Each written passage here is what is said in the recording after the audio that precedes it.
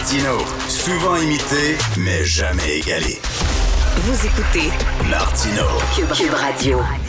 Dans la section Faites la différence sur le site Internet du Journal de Montréal, vous pouvez lire une lettre super intéressante écrite par M. Marc Cloutier de Québec, qui est autiste et qui nous parle de l'autisme. Et le titre du texte, c'est « Brisons les tabous de l'autisme pour une société plus inclusive ». Il est avec nous. Marc Cloutier, bonjour. Bonjour, M. Martineau. Bonjour, merci d'être là. Vous avez appris dans la quarantaine que vous étiez autiste, donc, en fait, trouble du spectre de l'autisme. Vous avez reçu ce diagnostic-là comment? En fait, je l'ai reçu plus dans la cinquantaine. En fait. Okay. C'est un peu au carrefour de ma vie. Comment je l'ai reçu? C'est sûr que je l'ai reçu. Ça a été un choc. Mais d'un autre côté, ça a révélé certaines choses, en fait. Ça m'a fait comprendre des situations passées. C'est ça, j'imagine, ça doit être quand même pas réconfortant, mais dire « Ah, je comprends maintenant ». C'est comme si tous les morceaux de puzzle tombaient, là, puis juste correct, là. Ils s'alignaient. Oui, c'est ça. Exactement. On comprend des situations, des interactions qu'on a eues avec des gens, que ça a plus ou moins fonctionné. Alors là, ça nous donne des réponses, mais il reste qu'on a cette condition-là à vie. Là. Vous expliquez, d'ailleurs, vous parlez de conditions, et c'est ce que vous dites dans votre texte, c'est pas une maladie, c'est un état. Je ne suis pas anormal, je suis pas moins intelligent que les autres, c'est que les fils dans mon cerveau sont attachés différemment que dans votre cerveau, et là, vous dites que ils ont des capacités exceptionnelles, puis c'est vrai. Par exemple, on connaît des gens publics là, qui sont connus, qui ont le spectre de l'autisme et qui sont hyper brillants, qui arrivent à comprendre des choses rapidement, qui ont une mémoire hallucinante d'ordinateur. Et de l'autre côté, c'est dans les interactions sociales où c'est peut-être un peu plus difficile, c'est ça? Oui, c'est un peu plus difficile. Au niveau des intérêts spécifiques, c'est là qu'on parle, par exemple, il y a des gens qui vont même jusqu'à la douance. On va dire que c'est des gens qui ont une douance. Au niveau des intérêts spécifiques. Moi, je me rappelle, étant jeune, on m'installait dans le salon avec des blocs Lego, puis je pouvais passer une journée à faire des blocs Lego. T'sais, on se pose pas ces questions-là étant jeune. De toute façon, il n'y avait pas de mots pour mettre sur les mots à cette époque-là. Là. On parle quand même, j'ai quand même 52 ans, alors quand j'avais 10 ans, c'est pas quelque chose qu'on parlait, c'était méconnu aussi, de toute façon. Donc, c'est récent, finalement, que vous avez eu le diagnostic. Là. Vous êtes 52 ans, c'est quoi? Ça fait 1 an, 2 ans? Ça fait 2 ans, je dirais, que j'ai le diagnostic. C'est par l'intérêt aussi, parce qu'on en entend davantage parler. Hein. Dans mon texte, je remercie Charles Lafortune et Sophie Préjean parce que j'ai regardé, moi, le autisme bientôt majeur, puis il y a des traits dans lesquels je me reconnaissais. Ils ont fait beaucoup...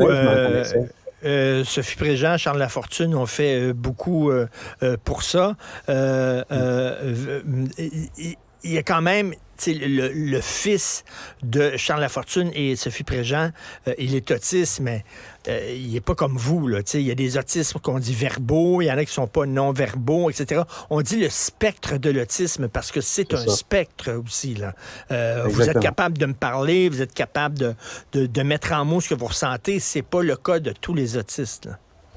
Non, tout à fait, exactement. J'ai réussi quand même à développer, j'ai eu des difficultés scolaires étant jeune, c'est sûr que j'avais des services d'orthopédagogue, mais j'avais pas de difficulté de langage en tant que tel. J'ai réussi à me bâtir quand même une carrière en administration, en gestion, avec des postes de cadre. Là, j'étais capable, mais il reste que dans mon texte, je parle beaucoup de dualité, puis il y a 2 personnes en réalité. Il y a une personne qui essaie de s'intégrer dans une société dans laquelle il se reconnaît plus ou moins.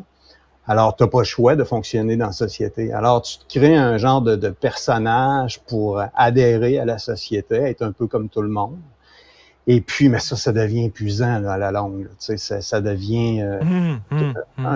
quand tu as un diagnostic, ça fait que tu comprends des choses, mais il y a aussi le fait que quand tu l'acceptes, à ce moment-là, tu il y a une unité, hein, tu n'es plus en dualité, tu acceptes d'être ce que tu es, puis tu veux vivre comme tu es, tout simplement. Là. C'est comme si la société était faite pour des cercles, puis vous étiez un carré.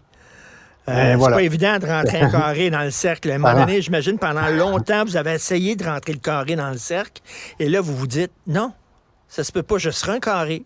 Et c'est tout, puis il faut que je l'accepte. Puis j'ai des talents que les autres n'ont pas, puis par contre, j'ai des talents que les autres ont que moi, j'ai pas. C'est ça. J'ai des défis. Défis. Il reste qu'il y a certaines journées où on peut parler de chaos là, dans ma journée. Là. C'est chaotique.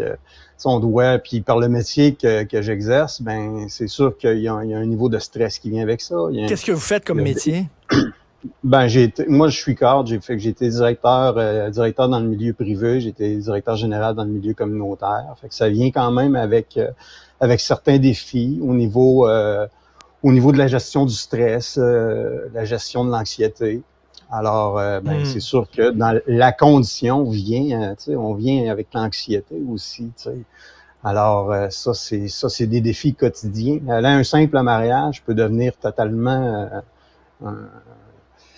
Dernièrement, juste un exemple, j'ai un de mes frères qui s'est marié, puis la journée même, avant de partir, j'ai fait une crise de panique. Ce que je faisais pas avant. Alors, c'est comme si la condition, au fil des ans, c'est comme s'il se faisait une usure du personnage et que là, ben la personne en tant que telle doit ressortir, puis doit se prendre en charge, prendre en main, puis accepter. Je suis comme ça, je fais de l'anxiété, ça arrive que je fais des crises de panique. Les gens alentour ne comprennent pas toujours ce qu'on vit. Mais il reste que moi, faut que je l'accepte maintenant, sinon c'est invivable. Et Monsieur Cloutier, qu'est-ce que vous suggérez aux gens qui sont autistes puis qui cherchent des emplois, là, puis qui ont des capacités, qui ont des talents? Est-ce qu'il faut le dire ouvertement à la personne quand on a une entrevue pour un emploi en disant, écoutez, là, je vais être hyper performant, peut-être même plus que certains autres de vos employés, mais par contre, vous devez dealer avec mes émotions qui sont des fois en montagne russe. Est-ce que c'est mieux de le dire? Ben, moi, personnellement, je l'ai jamais dit. C'est comme si je faisais un coming out aujourd'hui, là, parce que moi, je l'ai jamais dit. Mes collègues de travail, mes employeurs le savaient pas, l'ont jamais su. Peut-être qu'il y en a qui ont douté aussi. Peut-être qu'il y en a qui ont dit, il y a une particularité, Marc, parce que, tu sais, des fois, dans les interactions sociales, ça peut devenir un petit peu plus difficile. On a plus de difficultés avec la confrontation. On réagit moins bien à la confrontation. Alors, moi, j'en ai jamais parlé. Je suis des pages, je suis des discussions, puis les gens osent pas trop en parler. Même des fois, c'est difficile dans la famille d'en parler. Mais heureusement, c'est en train de changer, entre autres comme des gens comme Sophie Pichard. Mais moi, j'ai regardé des mini-séries de fiction là, sur Netflix, puis le personnage principal était autiste. D'ailleurs, mon fils est fasciné par les autistes. Là. Vraiment, je pense qu'il va avoir un ami autiste. Il trouve ça complètement trippant, lui, et tout ça. Mais les gens commencent à comprendre. Puis je pense que le milieu du travail est prêt à dire, regardez, là, je suis capable de dealer avec ça. Parce que, tu sais, moi, j'ai fréquenté dans mon travail Paul Oud pendant quelques années. On travaillait à la même station de radio, il y a plusieurs...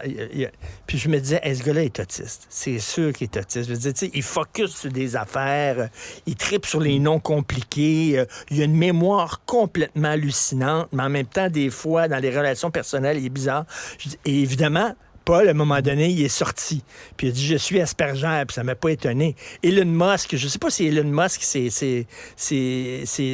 connu, il est vraiment autiste, mais il a l'air d'un gars autiste, Elon Musk. C'est-à-dire des capacités intellectuelles hallucinantes, mais dans l'émotif, c'est un peu plus compliqué. Donc, on est en train de mieux comprendre puis de mieux accepter des gens comme vous.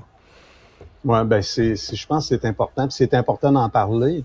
Mais c'est pas juste d'en parler parce que c'est un terme où c'est quelque chose qui devient comme à la mode. On n'engage pas des personnes qui sont autistes parce que ça peut être à la mode. Faut le comprendre. Faut le comprendre pour l'accepter. Il y a des gens qui vont performer dans certains domaines, ils vont être nuls. Moi, en entrevue, je vous donne une entrevue, là. Mais si je parle d'entrevue vous pourrez juger mon entrevue par après, mais si je vais en entrevue pour un emploi, Je suis 0 puis une barre, mais il reste que j'ai quand même réussi à me bâtir une carrière puis d'être capable d'être à la direction générale puis faire des belles choses, des grandes choses. C'est tout en votre honneur, mais vous avez dû peut-être ramer beaucoup plus que la personne à côté. Est-ce que vous avez souffert? C'est-à-dire que j'ai de la misère à me faire des amis, j'ai de la misère à me faire un chum ou une blonde, etc. C'est difficile, mes relations humaines. Est-ce que vous avez souffert de ça au fil des ans? Est-ce que j'en ai souffert? Je pense que j'ai développé ça très jeune, tu sais, cette forme d'isolement-là. Quand je parlais tantôt, on jouait avec mes Legos. J'étais dans mon univers avec mes Legos. Mon meilleur ami, c'était mon chien. Que j'allais jouer à balle avec mon chien. Quand il y avait des fêtes d'enfants, j'étais invité, mais je voulais pas y aller. Alors, tu sais, c'est toutes des choses. Puis les gens, même des amis de longue date, ça serait le fun de se voir, de la famille même. Tu sais, ça serait le fun de se voir, on se voit pas souvent. Mais c'est difficile pour moi. C'est difficile, ça vient avec une forme d'anxiété. Mais tu sais, c'est sûr que je passe outre, j'ai pas le choix. À un moment donné, il faut vivre. Là, tu sais. Dans mon entourage, j'ai quelqu'un de près de moi qui est autiste et c'est exactement ça. Là. Un gars super brillant, super intelligent, mais très retiré. Quand on fait des événements de famille, il est pas là. Il parle pas beaucoup quand il est là, etc.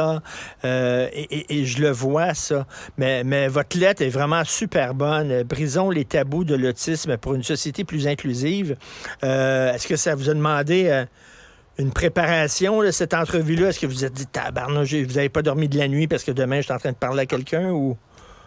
Ben, j'ai quand même bien dormi, là, mais ça serait vous mentir de dire, tu sais, je relève un défi là, aujourd'hui, exactement. Parce que le premier réflexe, quand votre recherchiste m'a écrit, c'était non, il a fallu que j'y pense. Parce que, tu sais, je veux pas m'exposer en tant que tel. Moi, ce que je veux, c'est de faire ressortir, en fait, je veux qu'on parle de cette condition-là, je veux qu'on parle du spectre, je veux qu'on...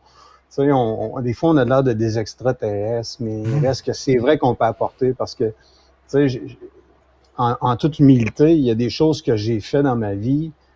J'ai fait des grandes choses que peut-être n'importe qui n'aurait pas fait, là, tu sais, avec pas de préparation, puis t'arrives, puis tu maîtrises bien, tu sais, la proactivité, ça fait partie des qualités aussi également, tu sais, mais il reste que c'est ça que je veux faire ressortir, c'est que je veux pas juste qu'on en parle, je veux que ça devienne une réalité, que les employeurs y aient cette ouverture-là, que ça soit pas juste, ben, c'est se faire du capital social en tant qu'entreprise en disant, ben, nous, on est ouvert à la diversité, on veut engager des autistes. Puis comprendre que lui, c'est un carré. Nous autres, ah ouais, viens donc sans cassette, Pourquoi tu viens pas sans cassette? Ça me tente pas.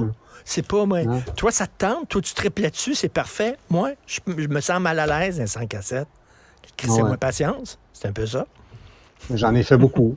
Je me suis parlé beaucoup parce que j'avais pas le choix. J'ai choisi un métier ou des passions, des loisirs qui m'amenaient à rencontrer des gens.